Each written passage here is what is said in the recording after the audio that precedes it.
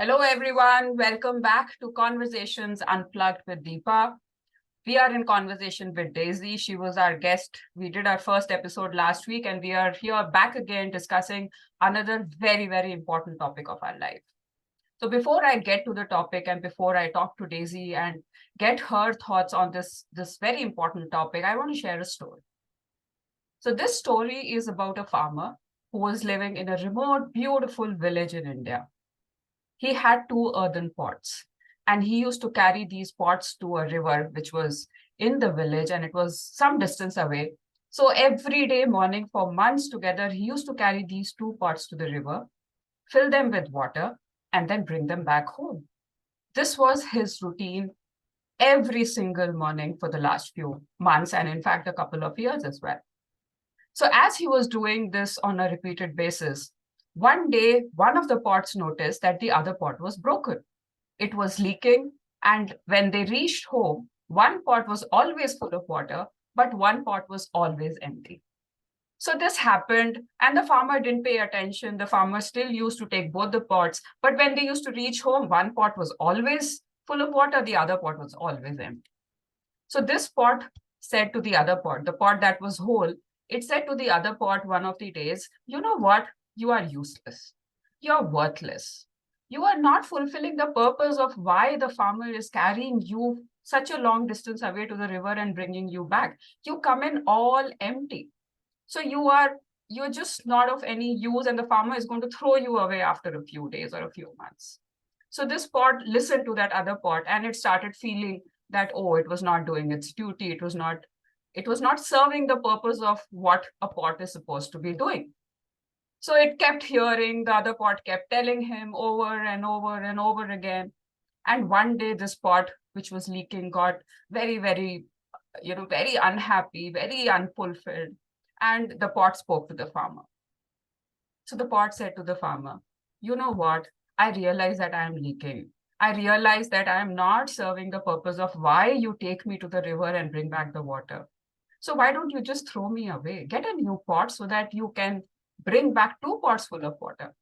So the farmer smiled and said, okay, you think that's why I take you there and that's why I get water in you? I'll show you tomorrow morning. So they went to sleep. The next day morning, again, the farmer took the two pots to the river. And as he was coming back, he pointed to the pot that used to leak water and asked it to look on the way that they used to come.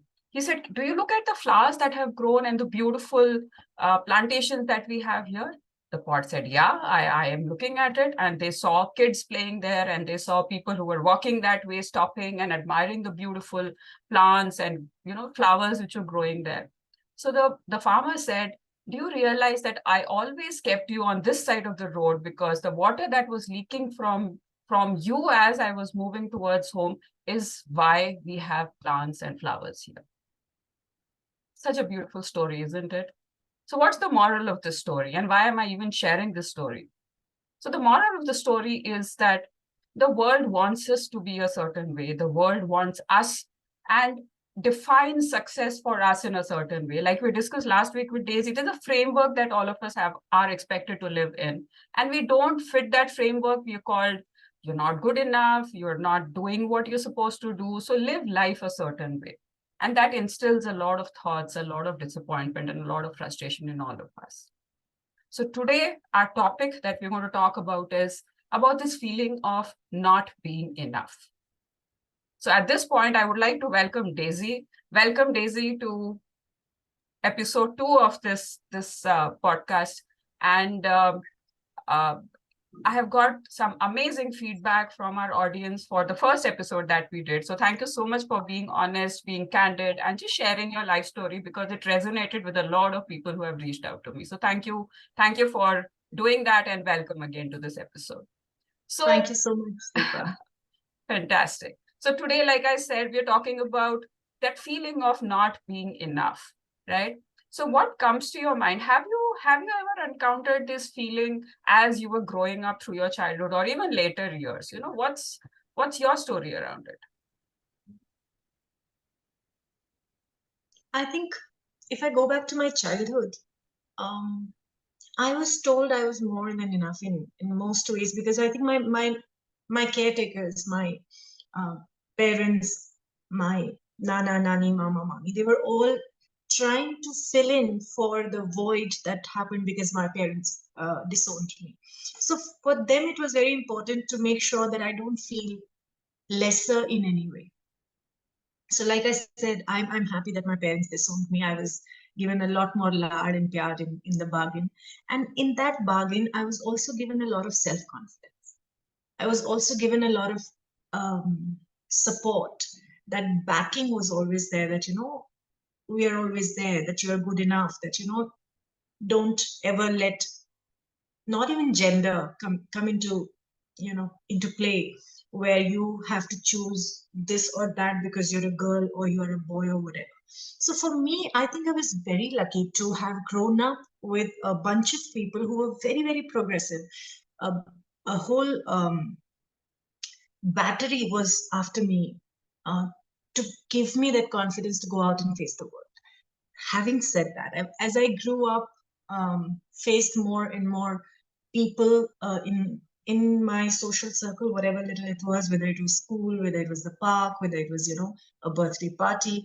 Another thing that was very interesting was that I was very dark complexioned, and it wasn't considered to be a great thing. Um, so yes, stories were given to me about the black swan, about the you know, black sheep, about the black horse. There was a story about a black horse, a black beauty, a horse named Black Beauty. So, you know, I was given a lot of these inputs at a very young age. Still, there were times when I would feel that, oh, I'm not beautiful enough. And that one thing stayed with me for a long, long time, because I was in constant comparison with my sister. She was fair, she was beautiful, she had beautiful rosy cheek. And here I was, if I go by what my grandmother used to tell me, my nani, she said, "Tum ulte tawe ki tarah kali paida hui thi." And that was another reason why your mother did not want you. And she said, "Ek to ladki paida hui hai, upar se itni kali, iska main byah kaise karungi?" So this is one of the stories that I heard as I was growing up. So being dark complexion was one of my not enough challenges. Yes. And it took me a long time to, again, like the story you just narrated, the broken pot and the man who used to hold the pot. So the woman who was holding me, she was so strong that she always told me that, you know, मैं भूल जाती हूँ ये किसकी कविता है, but एक बहुत पुराने बहुत बड़े कवि की कविता है, तेल फुलेल क्रीम कंघी से अपना मुख चमकाओगे या असली सौंदर्य लहू का आनंद पर चमकाओगे. So I remember reciting these poems from a very young age. So for me, it was always about the inner beauty. It was always about how I think, what I feel, how I express, how clear am I in my conversations with people, how good am I in behaving well with people. So she shifted my focus from my complexion, from my beauty, because I have small eyes, big nose. मतलब वो मेरा एक pet name होता था school में, छोटी आंख मोटी नाक. So you know, बच्चे बुली करते हैं, एक दूसरे को चिढ़ाते हैं. So मुझे कल्लो माई और इस तरह के नामों से स्कूल में बुलाया गया होगा. But I think my once again, my mother, my caretakers, they were so strong that they never let any of that settle in. They would immediately come up with a strategy to tell me that, you know, that's not important. Every time somebody called me moti naak, my mother would say, Indira Gandhi ki naak dekho. So I remember when I was 4 years of age, somebody asked me, tum bade hoke kya banna chahti ho? To mera jawab tha Indira Gandhi. And I knew nothing about who Indira Gandhi is. My only correlation with Indira Gandhi was a moti naak, you know, although she still had a better nose than mine. But for me, Sumitra Nandan Pant ki naak dekho, kitni moti naak hai, is one of the best poets. And because I started writing poetry very young, if I go by what my mother tells me, I used to sing my own poetry even before I learned to write. So when I was 3 years of age, 4 years of age, I was singing my own poetry. And she would note it down, and she would then research in various libraries and, you know, whatever books she had access to see if I heard it somewhere, if it was on radio, where did I pick it up from? Because I would make new poem every few days. And that's when she understood that I have a natural talent for poetry, and that's why she encouraged me to write. So she would tell me, she would give me all those examples, you know, choti aankh, moti naak. Okay, look at all these people who are so accomplished, and nobody talks about their nose, nobody talks about their complexion, nobody talks about their choti aunt, nobody talks about, so I was groomed in a very different manner. And till date, a lot of people call it my arrogance. And that's again a place where I find myself uh, very, very wrongly labeled. It's fortunate for me that I have a mother who helped me cope with all the not enoughness in my life. And honestly, I did not have too much of not enoughness in my life, other than, the physical beauty part of it. And another not enough was about marks. So that comparison would come to me sometimes from other quarters of I was not one of those 90 percenters. And in our times, I think 60-70% was like first division, and distinction was 75%. I We were know. never pushed for 90%. And I was always somewhere in the 60s, 70s, somewhere there. So I was a good student as per the norms of those times. I was a good student. I was an intelligent girl. And she told me that it's not important how many marks you get in a particular test. It's important how well you explore your talents. So she would give us a lot of opportunities to paint, to dance, to sing. We had harmonium, tabla, sitar, tanpura, everything in our house. I grew up in days when we would have power cuts for hours, especially in summers. And हम लोग छत पे दरियां लगा के और harmonium लेके घंटों गाने गा रहे हैं. So I grew up in a very different world. Sometimes I feel I grew up in a very different world because I did not grow up with a lot of not enoughness, because my mother always kept me occupied with explore what you have, explore. I was so busy reading. And so yeah, but I see that it's a big one. I see that in my daughter.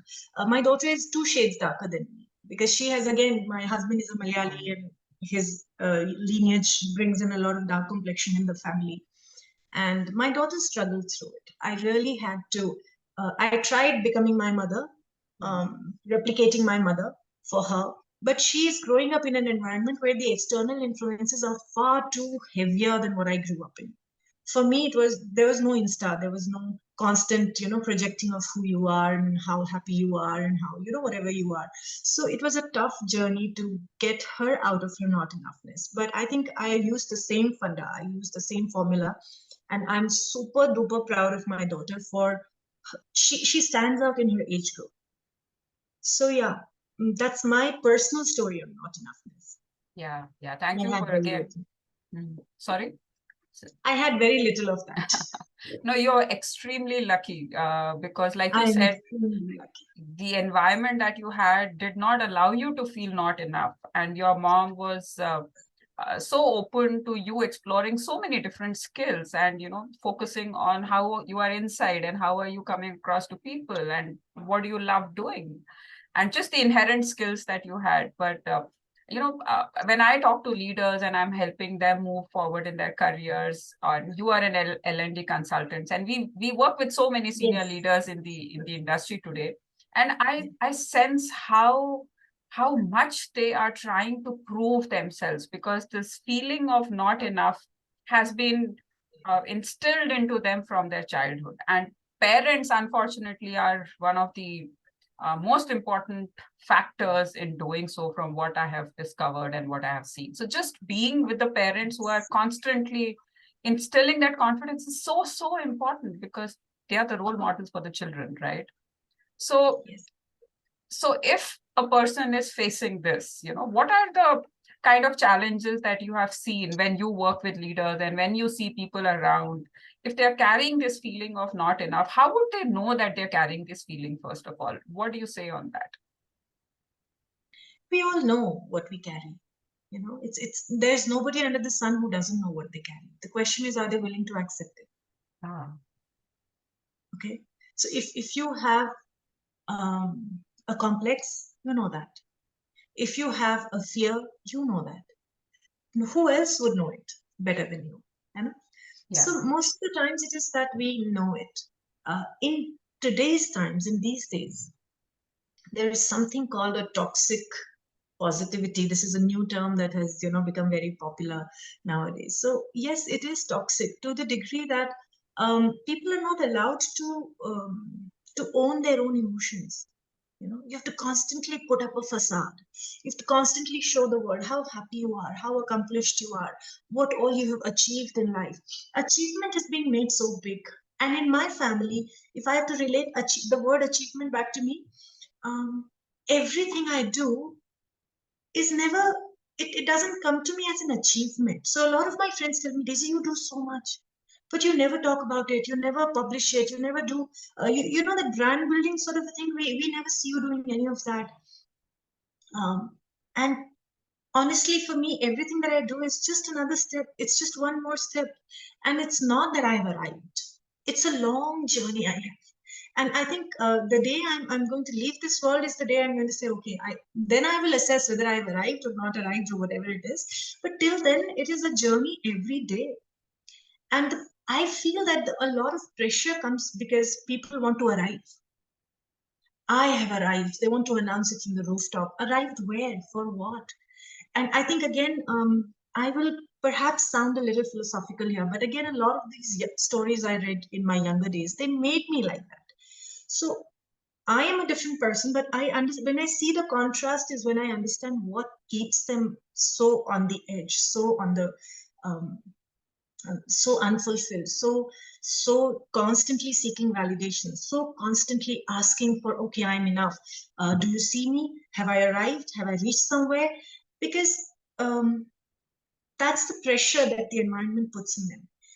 Most of the times when I'm working with people, I tell them that, okay, first of all, let's admit that, we know who we are, where we are, what we stand for, what I can do and what I can't do. Can I first admit it to myself? Okay. So all those happy quotes na कि कोई तुमसे कहे तुम नहीं कर सकते हो तो करके दिखाओ कि तुम कर सकते हो. So it's a lot of, okay, motivational stuff, good stuff, happy stuff. But nowadays it's not so much just motivational. It's not just so much aspirational. It's a prestige issue. If people are not able to do it, they're committing suicides. Yeah. It's unhealthy. It's toxic. So the first thing to understand is that own up to your own self. Come on. Who knows you better than you? Yeah, absolutely. When you close the door, when you switch the light off, when you look in the mirror in the washroom, you know who you are. I think that's step one. And step two is to understand, okay, so who is it that I'm trying to prove it to? The world at large? There are, I don't know exactly how many, but people say 7.9, and now people say more than 8 billion people in the world. So which one, whose signature does it, holds that importance, which will say you've arrived? So I see a lot of people they have 1 million followers. Can you give me one name from that 1 million follower that you're so proud of? I mean, what are you aspiring for, So for me, these are very trivial things. So I find it, another reason why I don't get into that kind of coaching is because I don't relate with it. I can see it, but I don't coach people on that. I take them more into healing because, it's not a matter of coaching. Coaching is more in the mind. Healing is more in the heart. So then I don't do so much of coaching. I talk about healing. So that's, I would say, my forte. If I can bring you to accept who you are and decide whose validation you're seeking your dad's validation, I understand. There's a person, then there's a strategy. How do you get there? How do you work on the wounds? How you work on the not enoughness? How you work on, bridging between you and the dad? But if you have to bridge between you and a million people that you don't even know about, I really don't know how to do that. Sorry if I've disappointed you. No. Yeah, absolutely. I think you've touched upon some very, very important things, and it is the exposure that we all have these days and the constant comparison because of what we are seeing, what we are reading, and what the culture or the society talks about success as, right? So the definitions of success and the definition of a successful person, all of those things that we've heard again and again and again. And then, like you said, where are you trying to arrive? I think that's such an important thing, which I want to repeat for everybody who's listening to this. The other important thing that you mentioned is we all know who we are, right? We Yes. know what our fears are, we know what, but why are we trying to put up a facade, and for whom again? Right? So Yes. that's a very, very important aspect. And for all our audience, you are enough. You are enough just the way you are, and you just need to accept that about yourself and just keep working on yourself. We are all work in progress. Who says we've reached and we have arrived? अरे ऐश्वर्या राय को troll कर रहे हैं तो मैं किस खेल की बताओ जरा. मेरी Yeah, the bar keeps getting higher and higher the more you are doing whatever you're doing. So just be content, be happy, and just move forward with that. I think that's a very blanket statement. Be content, be happy. It's okay. You don't. That's where my disconnect is. You don't have to be content. You don't have to be happy all the time. You see, there are so many emotions. People talk emotional intelligence all the time. Ask them how many emotions do you know of? Do you even know the difference between emotions and feelings? And some of them have no clue what we are talking about. Yeah. And I keep telling people that don't give motherhood statements to people. Be happy, be this, be that. Don't do that. Let them own their emotions. भैया अगर basics पे जाओगे ना, चाहे तुम भारतीय नाट्य शास्त्र से उठाओ, चाहे रॉबर्ट प्लचिक से उठाओ, 8 या 9 इमोशंस तो निकल ही आएंगे. Now you start branching it out, whether you go to Robert Plachik, whether you go to Atlas of the Heart. In Atlas of the Heart, Brené Brown talks about 86 emotions and feelings. Robert Plachik's is even more. It's more than 86 that he talks about.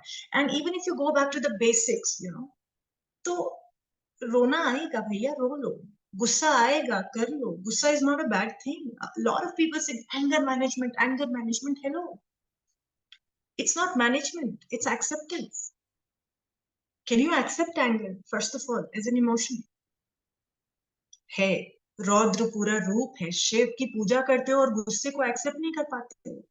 How is it possible that you acknowledge and deny something at the same time, and so vehemently? You acknowledge it with such adoration, adulation, devotion, and you deny it so vehemently that you can't accept your own anger. ये क्या paradox है? This I don't understand. This it is a paradox. ये विरोधाभास है. And I also understand that I have to accept that विरोधाभास कि ये भी सच है. हम रौद्र रूप को, शिव को, उसके तांडव नृत्य को एकदम नृत्य की, जीवन की, सृष्टि की, परंपरा की चरम सीमा पर मानते हैं. रौद्र रूप को, उस प्रलय को, उस तांडव को. बट अपने मन में एक सांस हम नहीं ले पाते अगर हमें गुस्सा आ जाए तो. So when you start thinking, गुस्सा कितना beautiful emotion है, how beautifully Krishna used it. You know the Krishna story, right? The anger story around Krishna. No, I don't. Just share it with us. Yeah, sure. So Mahabharata, everybody knows, okay? So Mahabharata happened, युद्ध क्षेत्र में उतर गए हैं, they are fighting, and right when he goes to the Yuddha Bhumi, Arjuna has this disillusionment. I can't kill my kin and kith and my elders and all of that. Krishna gives him the whole gyan of Gita. Okay, it is said that it was transferred in 3 minutes, less than 3 minutes, 700 shlokas. I don't know how they were transferred in 3 minutes, but whatever. So that whole gyan happened right in the battlefield. Okay, and for about 10 days they were fighting and fighting and fighting, and not even one key stakeholder in today's language was killed. Only the men were dying. And very interestingly, when the yuddha was to happen, when the war was to happen, both Duryodhan and Arjun had gone to Krishna for help. Duryodhan sat around the feet, around the head. Arjuna sat around the feet. Krishna woke up. He saw Arjuna first, and Duryodhan said that no, I came first. I have the first right to ask. Arjun said he's right. He came first. I came later. Krishna said, Krishna being Krishna, he said no, I saw him first, so he has the first right. But then Arjun said no, I will still want Bhaiya to ask first. Now Bhaiya was very smart, very happy. He said, okay, I want to get the Sena, Chaturangini Sena. Okay, so Krishna said, okay, दे दिया आपको सेना. अर्जुन को तो सिर्फ कृष्ण चाहिए थे. Arjun got the main man, And now Krishna is on the other side, his entire army is on that side. Who do you think the army is listening to? And the army is on the other side, the commander is on this side. Where do you think his guptachars are? Where do you think his informers are? So his informers, he gets the information every evening in Krishna's shivir. He gets his informers telling him everything about what's happening the next day because they know the strategy there. And on the 10th day, he gets to know that they are planning to make the Chakravyuh on the 11th day. And Krishna realizes this is the opportunity. If I don't do it now, I won't get to do this again. He knows that if Arjuna is there on the battlefield, he will get through the Chakravyuh. It's just a military exercise. A lot of people will be killed. That's about it. And he knows that if Arjuna is not there, Pandavas won't have a choice but to send Abhimanyu. If they send Abhimanyu, Abhimanyu knows only how to get in. So he sacrifices his own nephew so that Arjuna gets angry because Arjuna, the warrior, isn't fighting, is disillusioned. So he has to get Arjuna, the dad, to fight now.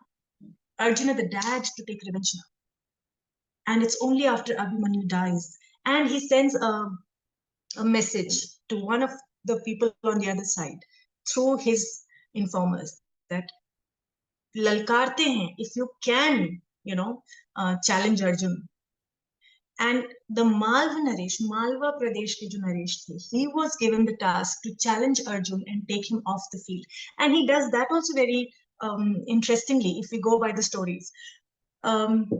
So he says that if Krishna is there, Arjun is there, your exercise is futile.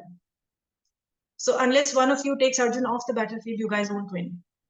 So they also understand that, and they make the strategy that, they are going to take Arjun off the battlefield. And that's only how they will be able to have their Chakravyuh to some degree successful.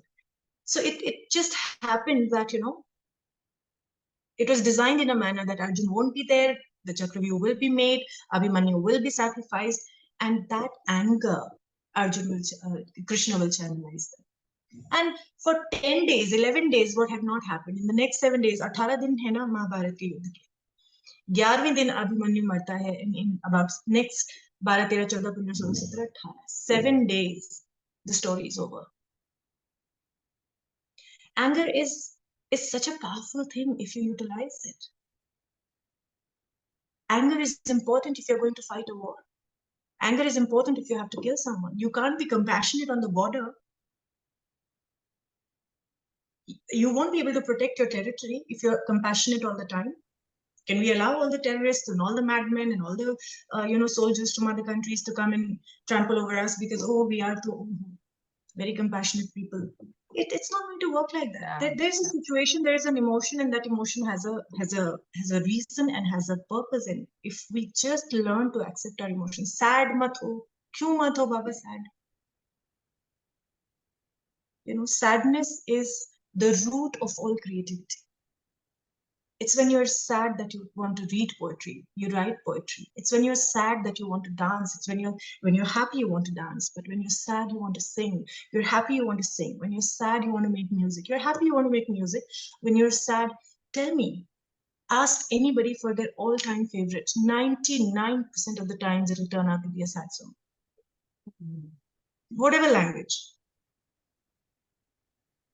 Okay, so every emotion has a place. People are fighting their emotions so hard. That's another reason why they're not happy, why they're not fulfilled, why they're not, again, the framework.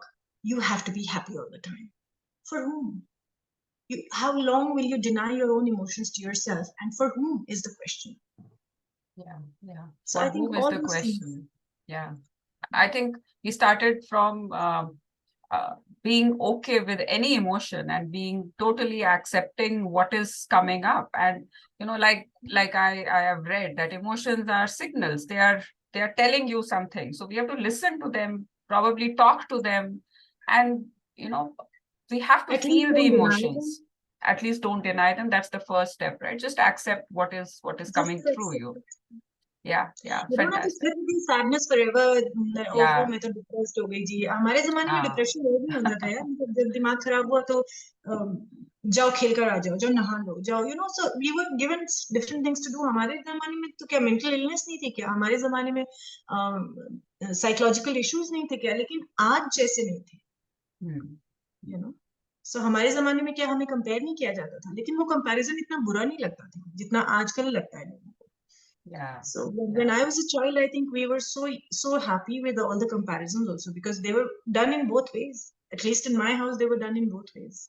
Yeah, absolutely. So yeah, the times have changed a little bit, but the you know, what is important for all of us is to realize, like Daisy is saying, that feel your feelings, feel your emotions, you know, accept who you are, and first of all, be okay with identifying who you are. You know, that's the first step of self-awareness that takes you then further onto that journey. So Daisy, if there's one message that you would want to leave the audience with around the feeling of not being enough, or what can they, you know, how can they start their journey towards feeling enough, what would that message be for them? First of all, check whose opinion it is that you're not enough. And if it is your own opinion, if you have convinced yourself that it's your own opinion, first of all, it can never be your own opinion. If you have convinced yourself that it's your own opinion, look for creative ways of getting over it. If you're not enough, you will never be enough of everything. Do you know, can you be a tennis player like Nadal or Federer or whoever? Can you be a badminton player? Can you be a cricket player? Can you be a football player all at the same time? If Federer starts crying कि भैया मैं तो cricket नहीं खेल पाता हूँ सचिन की तरफ, I'm not good enough. If Sachin thinks I'm not a good, I can't play tennis, तो I'm not enough. तो भैया comparison किससे और क्यों हो रहा है? This is something you have to understand. You know? First of all, accept that you can't be good enough at everything. Now choose what you want to be good enough at. I can't. Oh, if I want to look like Aishwarya Rai, I have to. Or let's say if I go back to my not enoughness, I want to become work on my complexion. I'll have to spend money, and you know, like maybe like Michael Jackson, get something done that I look all fair. Or I need moti naak, choti aankh. I'll have to go through surgery to get my nose fixed, my eyes fixed. If I have the money, I can do that. If it is that important for me, I can do that. So if that is the not enoughness, what's the solution for it? I can't keep wallowing in self-pity. Yeah, that's the important thing. That's the core of everything, right? Yeah, absolutely. That's the core of everything. Yeah, it's not taking us anywhere, living in self-pity. Absolutely. My invitation to everybody is that, you know, recognize your self-pity and decide that you won't do it. You are bullying yourself the most. और दुनिया को क्या फिर बोलोगे आप? When you are bullying yourself the most, how do you point fingers at others? So here's the final message from us to you, that you know, stop being a victim to your self-pity and identify that you're doing that to yourself and you're bullying yourself, like Daisy is saying. And that's probably the beginning of a whole new beautiful life for you, where, you know, you can face whatever is coming, you build the right kind of skills, live through your emotions, identify, and just accept yourself unconditionally. I think that's where the journey begins, and that's a very interesting journey to live. So thank you so much, Daisy. Thank you for being here and discovering, unpeeling layers of what this emotion really means, or what this feels like to be not enough, and what can our audience do to then work towards feeling enough. So thank you so much. We'll come back again next week with another interesting topic and hear from Daisy, her insights on that topic. So thank you so much. Take care. Bye-bye. Thank you for valuing my opinion so much. It's a pleasure talking to you. Have a great day. Thank you. Bye.